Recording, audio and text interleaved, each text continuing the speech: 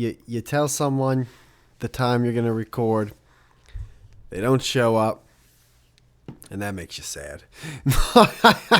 Come on, Jam. Oh my god, dude.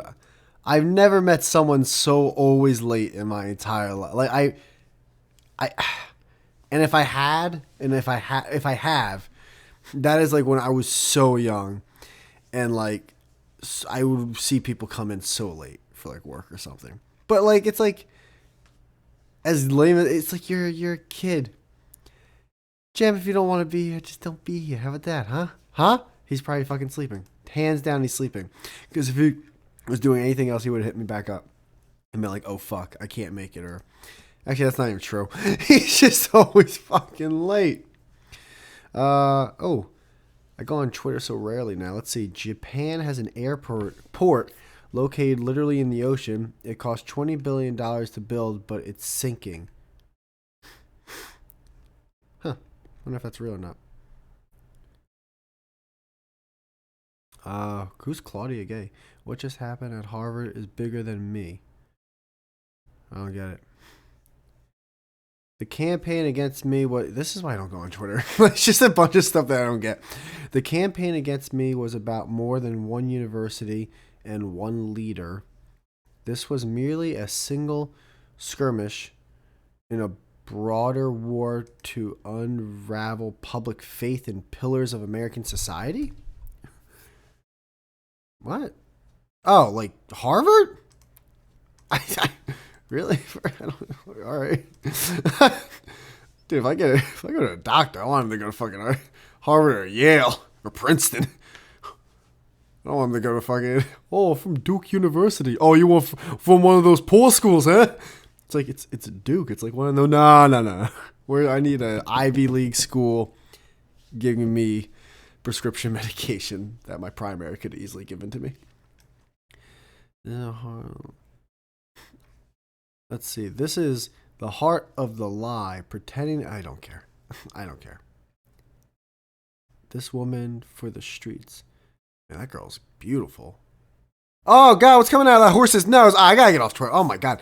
All right, hold on. I'm just the only reason I went on is to see if Jem hit me up on Twitter instead of Instagram. No. All right, he's just not coming. All right, I gotta go. Jesus Christ. She's that girl that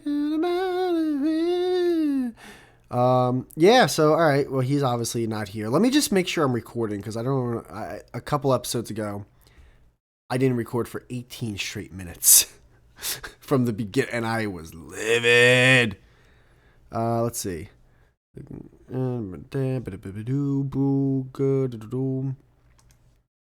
Yeah, no, all right, I am recording. Thank God. All right. So, yeah. How is everyone doing? We are now post New Year's. I never realized this as a kid or even a teenager. I almost forgot how slow it is the beginning of the new year. I didn't even know that was a thing. And it just hit me this year. It's like, wow, the world really does kind of, it stops that last week, from like Christmas Eve to New Year's Eve and New Year's Day, like that time frame, from the 24th of December to the January 1st of the new year.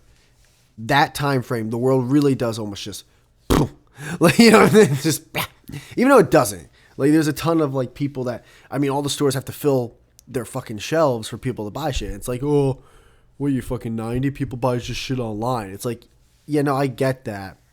To act as if 0 people are still buying stuff at the stores is you just trying to either sound cool when you sound boring and annoying, or, I don't know, you're just retarded.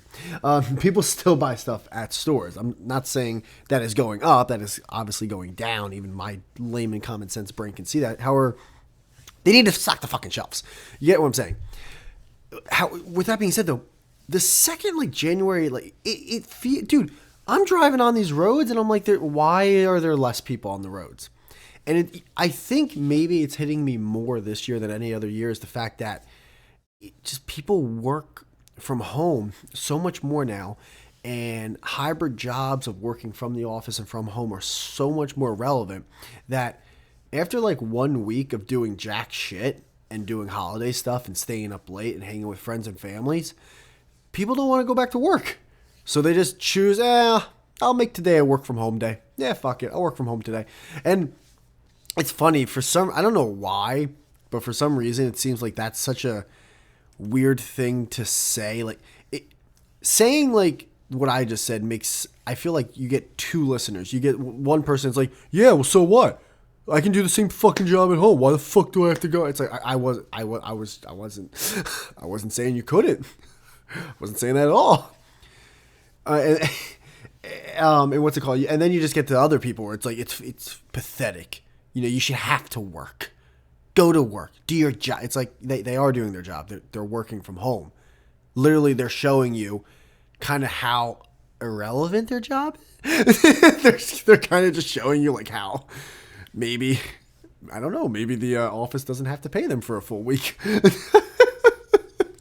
Maybe they're not as important as you think. All right. I'm definitely like leaning on one side. No, in all honesty, it's like, yeah, dude, like they're working from home. First off, working from home, I don't know. I feel like if I did that only, I'd lose my mind, because then I wouldn't feel like my home is my home. I feel like it's an office. I like I guess I like variety, I like buying the variety of 72 Pop-Tarts. Have you ever bought that bulk Pop-Tart variety box? That's anyone who's ever bought in that, as an adult, like, all right, it ain't getting any better from here. I can watch all those waking up at 5 a.m. YouTube videos. I ain't succeeding. The second you buy that variety box of 72 fucking pastries. What is it? Blueberry, straw, it's always like blueberry, strawberry, and then cherry. Which I love that they throw cherry in as like, we gotta get rid of this shitty flavor. I love cherry. I don't understand. First off, I love almost all Pop-Tarts. But then, I don't know what it is about Pop-Tarts. There are like 80% amazing ones, and then the most 20% dog shit Pop-Tart, like s'mores. The thing that you use, the thing that it's inside there, you use to spackle walls. It's crazy. Oh, and what was is it the Oreo one? The one that's like, it's like a chocolate pastry with the whitest, like the most bleach white frosting you've ever seen. There's no way that cannot be like frosting without bleach in it. It's so crazy. I think it's the cookies and cream one, which is a nightmare to eat. It is a nightmare. It's like eating dry glass. It's scary. It's sad. But, oh shit, I forgot. Wait, are these headphones Bluetooth that I've been wearing this whole time? I know they're wired, but are they Bluetooth? Bluetooth. Whoa, you know what? This shit just hit me. I just realized? The headphones, wait, is this the same aux cord that went with these headphones? I don't think it is. I think it's a different aux cord. What happened to my original? I don't know. I think my original, where is my original? Where the fuck is that? I had a red cord, didn't I? Oh, sorry, it's my cord. But where did that red cord come from? Whatever. Anyways, I just realized these headphones I've had since I still lived with my parents. I've had these for a while, dude. I've had these for a fun. I do that a lot. There are a lot of things I'm really weird. I'll invest so much time into purchasing certain things. I didn't buy these, by the way. I got these as a fucking Christmas gift. But I'll invest so much time into getting something. Or if I get something as a gift that I really like, I will value it so much that the first thing I just said, once I make the purchase and or once I get like a gift received to me that I really like, I don't know what it is. I just want to use it until the fucking wheels fall off. And I know I've read sometimes about things where it's like that is actually a poor person's trait. It's like it kind of falls in the same line as a trait if you say you go to a restaurant and you buy a meal, and instead of like just not eating the whole meal and going, hey, I'm full, and letting the staff do what they do, they throw away you like eat all of it because it's like, well, I paid for all of it, so I got like, if I don't eat all of it, I wasted my money. Where it's like somehow it's just like, well, no, you're making yourself worse off doing that. So I guess I'm the same way when it comes to buying material things. But man, fuck. I know there's got to be like there's got to be there has to be a way where like I can do that while still being financially smart, right? Right? There has to be. I don't know. Maybe I'm wrong. Maybe I'm just pissed off at Jem for not fucking being here. It's been fucking 10 minutes, man. It's not, he's sleeping. I know him. He's sleeping. And now I'm at the point, and I love the guy. Love the guy. Love him to death. I gotta stop him. I'm gonna just have to start doing episodes on my own. Oh, so here's something that might happen. And I don't want to do it.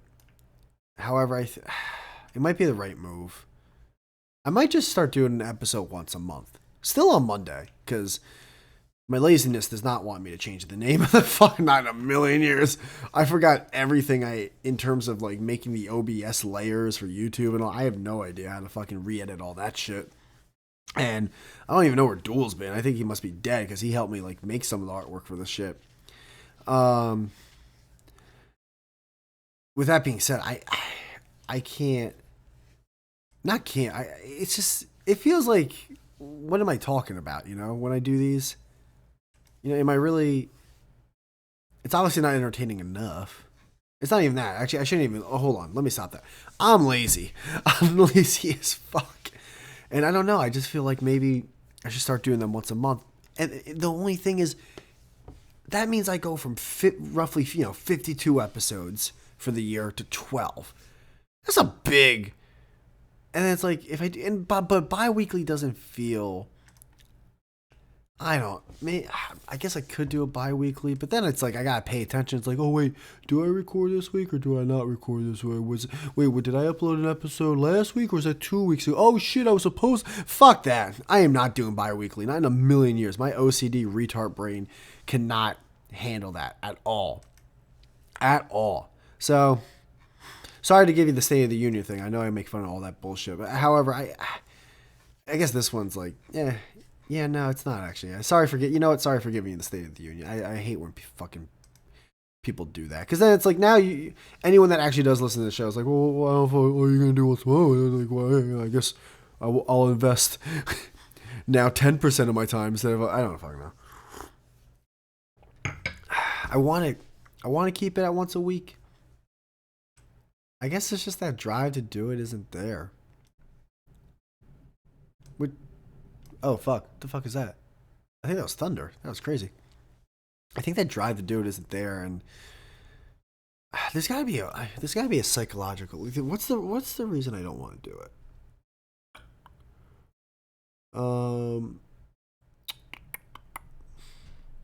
Because I actually do like. I'm having fun right now, sitting down and chilling. And talking, like I'm enjoying this part, and after like around 5 to 7 days, I'm like, fuck yeah, I kind of want to do that again. I think it's just the fact that, you know what it is. I know what it is. I know what it is. It's a combination of a little bit of staleness, but it bleeds into the fact that I still enjoy doing this. And I don't think it's died down. Like, I don't think I enjoy doing this less than I used to. However, there are things outside of this that I'm starting to do more of, and new things that I'm starting to do, and those things I'm starting to like more. So when doing this, even though I do like it to the same degree, at least I feel I do, there's other things outside of this that I'm starting to like a lot more. That it's like, man, I really wish I was doing that right now.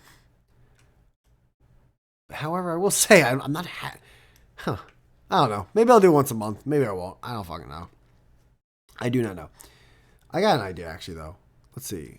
Because this will obviously... Anytime I do an episode by myself now, I always do it short. Because... you guys are out of your mind. I'll easily be lazy. Alright, I got an idea. News around the world. I don't really pay attention to the news at all. So, let's see about stuff that has...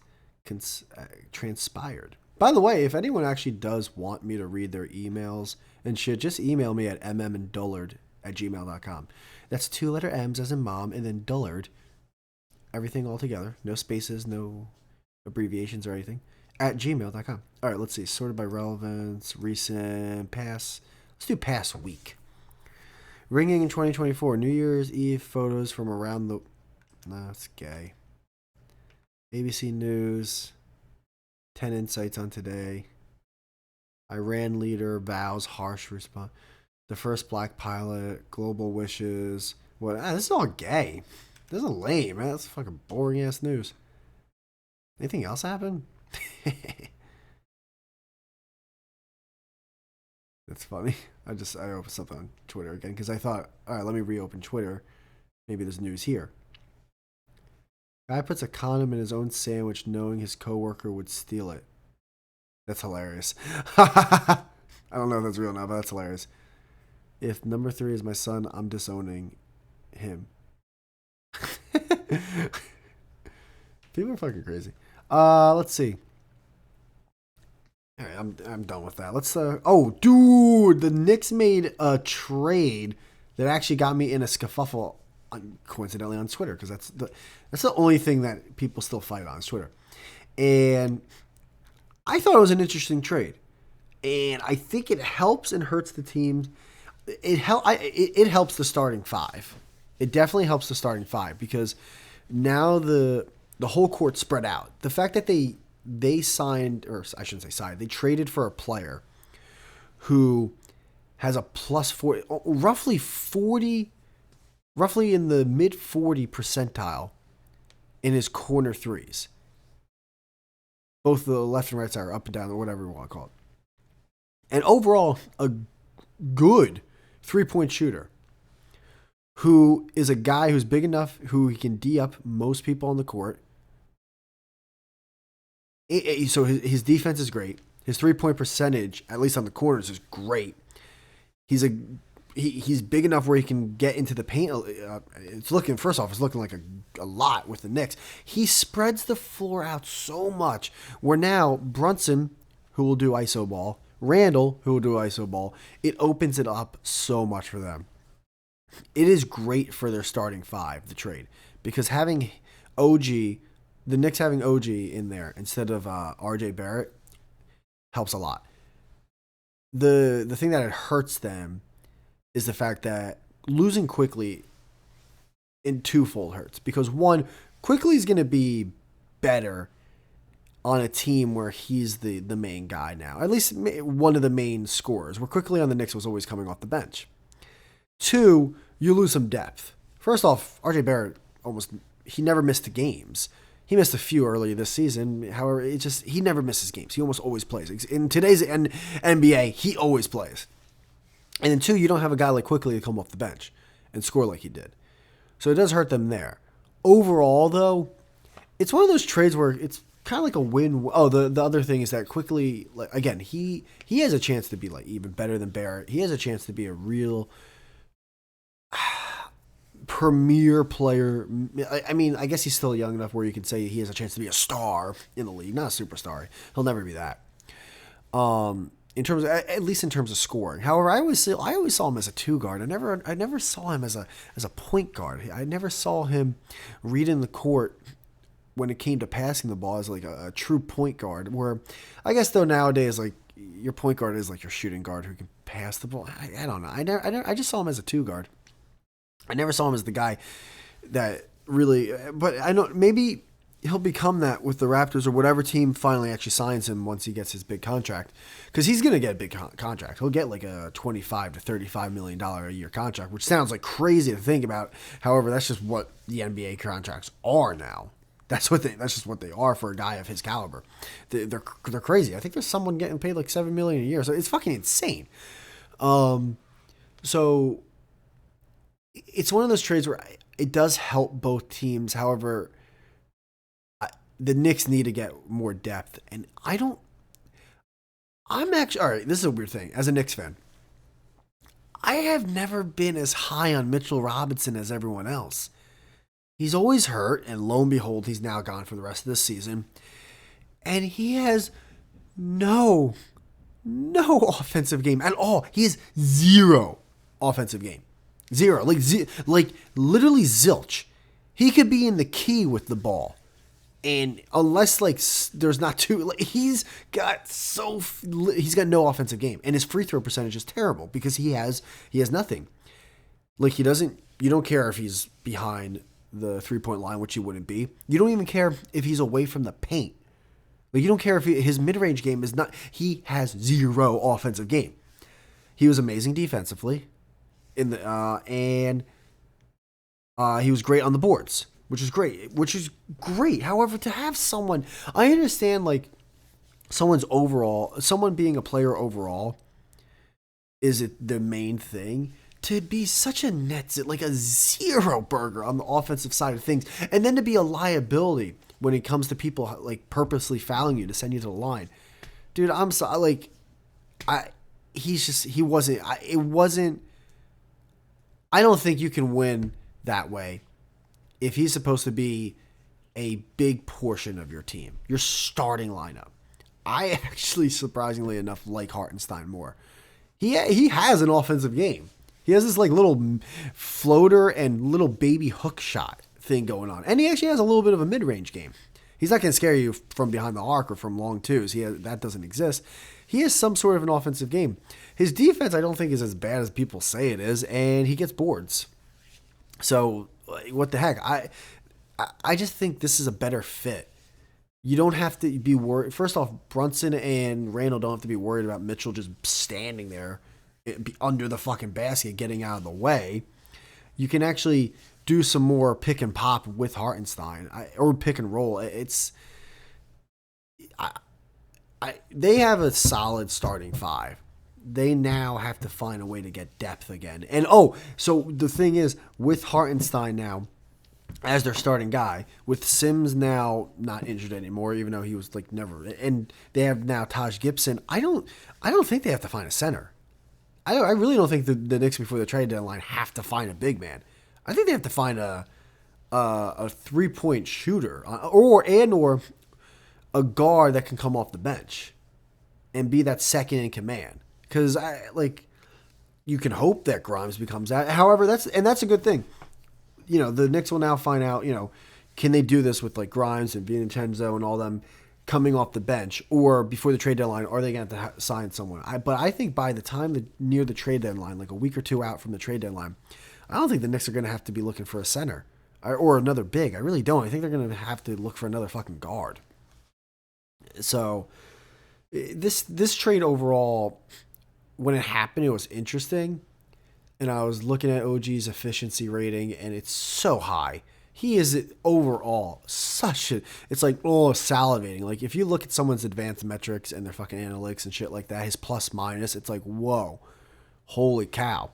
And then you think like, wait, hold on. Is this fool's gold? Look at his overall numbers. Because it's like, nah. Then when you watch him play, it's like, oh, I see it now. Yeah, this is a great fit. They sadly had to sacrifice depth for it. However, it seems like it's honestly a win-win for both teams. It's a win for the Knicks, especially if they wind up signing someone else before the trade deadline. And it's a win for the Raptors, because what were the Raptors going to do? Like, really, like they're not going anywhere this year. So now they have RJ Barrett, who still has a chance for room to grow. However, he just doesn't have a shot. He's overall a decent player. And then they have Quickly, who, that was the main thing. That was the main piece, honestly, in the trade. Because if it was a straight-up trade, RJ Barrett for OG, you'd be like, what are the Raptors doing? Are they seeing something that the rest of the world isn't seeing? OG is such a highly more efficient player than RJ. However, it was Barrett and then Quickly, where it's like, ooh, okay, he could become something. He quickly could become a star. However, will Quickly even be on the Raptors once like he gets a big contract from someone? Will the Raptors even sign him? So it was an interesting trade when it happened. However, once I got like over that emotionalness, because I've been watching Barrett and Quickly their whole careers, which took around, I'd say only 10, 15 minutes. I was like, you know what? This had to be done, because Barrett having the ball in his hands, it just wasn't working. It was taking away from the other guys, and I love Barrett. It wasn't there. And then Quickly, that's the one that hurt. And it's like, you know what? When I've been watching Quickly on the Knicks now for years, the coaching staff doesn't see it with him as other teams might see it. So, goodbye. All right. DiVincenzo and fucking Hart and fucking Grimes and all these other guys. Like, all right, you guys have more room to grow. Like, is anyone going to seize the day? Who's going to be that other main guy? Who's going to be the main guy in the second unit? Like, let's see what you got. So that's where they're at now. So it's who the fuck's, is that a text message? Is that WhatsApp? WhatsApp. So yeah, I would. The overall, it was an interesting trade, and after that initial like roughly 15 minutes, I'm like, this is a good trade. This is a good trade. They weren't going to go anywhere with the way the team was before the trade, so let's do it. Let's try it. Let's take that risk of losing someone like Quickly, who could become, I'd say, upwards to a star in the league, kind of like a Trae Young type player. Like Trae Young is a star. He's not, or has had star years. He never had a superstar year, not in a million years. So yeah, that's it. That's where the New York Knicks are. And let's look at the standings while we are standings NBA while we're talking about it. Oh my God! You click an arrow and then now you're in a part of the fucking world that you don't even want. Wow, the Knicks are actually. This is sad, but it also shows you how mashed up it is. They're currently in 8th place in the Eastern Conference, which means they'd be in a play-in game. However, the team that's in 5th place, the Indiana Pacers, they're half a game behind. So it's all. And then the team that they're a game overall behind, who's in 4th place. The Eastern Conference are top 3 teams: Celtics, Bucks, Sixers. That's how it's been for a couple years now. And then the rest of the field, which goes all the way down to, let's see. Honestly, the Raptors with Quickly and Barrett. However, I will say this: after the Knicks, it's a drop off, because honestly, it's Nets, Hawks, Bulls, and Raptors. Those 4 teams competing for just to be in the play-in game, where the Knicks, Cavs, Magic, Pacers, and Heat. 1, 2, 3, 4. Those 5 teams are all competing to not be in the play-in game and being like a top 4 team in the conference. So that's and I think this trade is going to help because 2 reasons. One, again, it helps their starting 5, and so they're going to be a better team. And here's the thing: even though the Knicks lose depth, which could hurt them overall in the season, while guys get tired and everything, Thibs has Thibs, however you want. I think it's Thibs. Wait, is it Thibodeau? Or Thibodeau? No, it's Thibodeau. So it is Thibs. He grinds people. He's always like, he never sits down. He's always he grind like, and that's kind of been a detriment in his whole coaching career, is that sometimes he grinds these guys down where then the playoffs start and eventually these guys get tired and they just can't do it anymore. With that being said, during the dog days and during the possible lack of depth that would make other teams tired, he's gonna have them playing. So I really do think that the Knicks at the end of the season are going to be somewhere in that 4th or 5th seed. If they get the 6th, then whatever. However, it's a possibility. However, I do think they'll be 4 or 5. I don't think they're going to be playing in a play-in game. I think because of this trade, their overall regular season record is going to be better by a few games, honestly, than before the trade. Let's see what they are at home. They are, conference are 14 and not. Home, actually, let me see one thing. Western Conference. Top 10, 7. Huh. It's just funny. It's like, remember how like the East forever was like the doormat of the conferences, and now it's finally come around again. I remember people used to talk about that forever. Like, they just gotta make it one fucking league or whatever. Let's see. All right, I'm also gonna look at this one before looking. So last year, top 3 teams. I'm going from 1, 2, and 3 in the East. Bucks, Celtics, 76ers. 2 years ago. Heat, Celtics, Bucks. Yeah, the Heat. And then the Sixers, 4. 3 years ago. Sixers, Nets. That was with and then Bucks. And then the Celtics were far away. So the past, 1, 2, 3 years, the Celtics, Bucks, and Sixers have been in the top 4. Okay. And then let's see. Knicks right now this year. At home, they're 10-4. Dude, they're actually a really good home team this year. They're great at home, which is stunning. And then away, they're 9-11. Dude, they've played 14 home. They played 20 road games. They actually have a tough schedule in the beginning of the year. And they're 19-15. So who knows, man? Who knows? Look at all these. Look at all the teams above them. 16 home games, 19, 17, 15, 17, 16, 18. Knicks 14. The only team that's closer are the Heat, which you worry about. You always worry about the fucking Heat. So this is an overall good trade. This is overall a good trade for them. For them, it fits them perfectly. And people do forget that it's not just a couple superstars you need. You know, Phoenix. You need to have a good fitting team, and they really do have one. It's just, will it last? Will they be able to get some depth? Because they do lose depth yet again. And then will Randall and Brunson keep playing at this high level? Because, all right, here's another thing. Julius Randle stats, Jalen Brunson stats. Here's a big component of this. Julius Randle this year is averaging 24.4 points, which is, around that big year he had in 2020, 2021. And then last year he actually averaged more points. His efficiency rating, though, is actually even a little worse than last year. He's just playing really well the past several years. So I think Randle easily can continue this level of play. He's done it now for a few years. And then Jalen Brunson, here's a big one.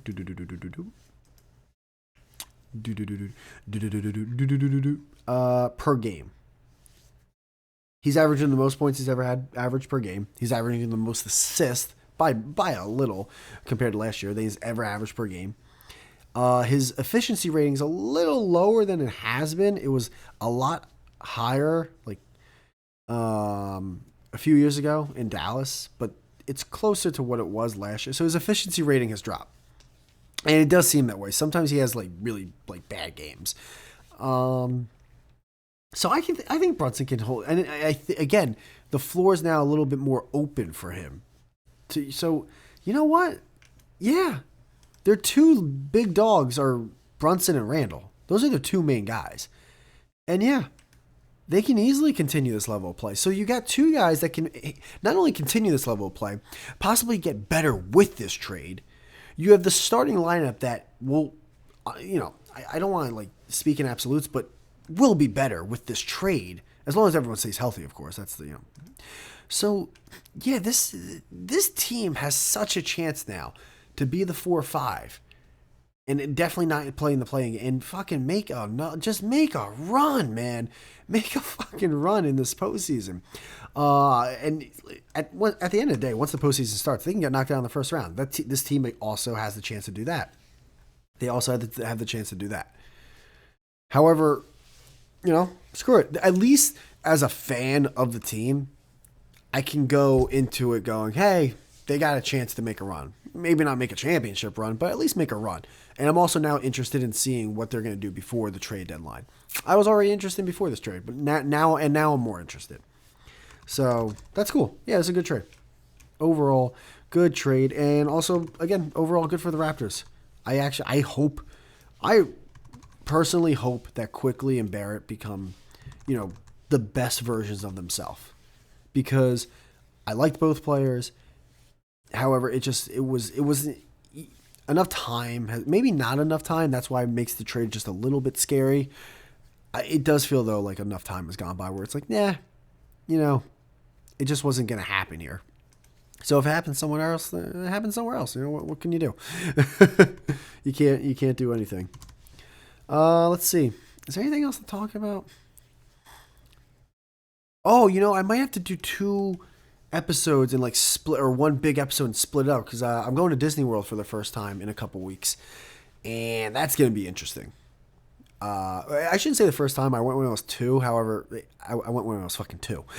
So I'm going for the first time. It's safe to say. So that's going to be really interesting, and I hope I have a really good time there. My girl, who fucking loves Disney, is... I don't know how to say other nice things about her. When we break up, it is going to be heartbreaking. I will probably have a suicide episode. She's a fucking angel, and not only that, she made this Google spreadsheet with like every bit of the itinerary, just more like, hey, she bolded the rides that we're definitely going to go on, and then asked me, like, should I bold any others? And I was like, I have never been, so you tell me. And then she like unbolded the ones where it's like, hey, listen, we definitely want to go on these, however we don't have to. I'm like, all right, bet, like, let's do it. Like, you tell me, sweetheart. I mean, fucking halo around her head. Holy shit. So yeah, so Disney's going to be cool. I am freaking out about flying. The skydiving did not help me with my fear of planes. You know what it is? You know what helped me with my fear of planes? The fucking parachute. That's what helped me. You know what doesn't help? Not having a parachute. Why can't that be a thing? Why can't we do parachutes? Why can we not do parachutes? So, that's something that's coming up. And outside of that, yeah, nothing else. So, guys, Gemini's now dead to me. Everyone's dead to me. Adindra's dead to me. Brandon's dead to me. Gemini's dead. Everyone's dead to me. So, everyone's dead to me. That will be the end of this episode. And if you were listening to earlier in the episode, yeah, I guess maybe I'll see you next week, or I'll start doing these once a month. You'll find out by there being an episode now the first Monday of the month, or more weekly episodes. All right, that's it. Later. Bye.